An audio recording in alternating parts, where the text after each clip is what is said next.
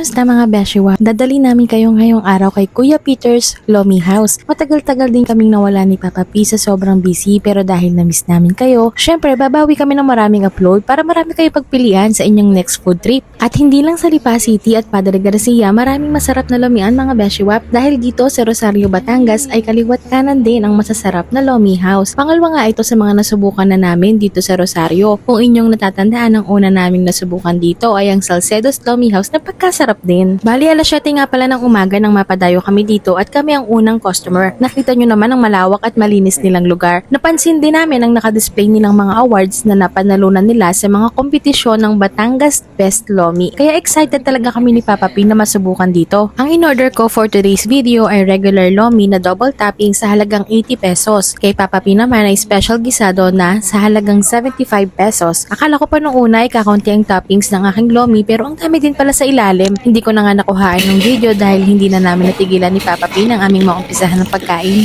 Kaya't kung mapapadaan kayo dito sa baybayin sa Rosario, Batangas mga beshiwap, abay wag nyo kalimutang sumaglit sa Kuya Peter's Lomi House para inyo ding masubukan. Katabi lang sila ng highway. Pwede nyo ding bisitahin ang kanilang official Facebook page at available din sila sa Maps. Cash at Gcash naman ang kanilang mode of payment. At isang masarap na food trip na naman tayo ngayong araw. Salamat sa pagsama mga beshiwap. Follow lang dito sa aming official Facebook page na Modern Depenya para updated kayo sa aming latest gala at food trips.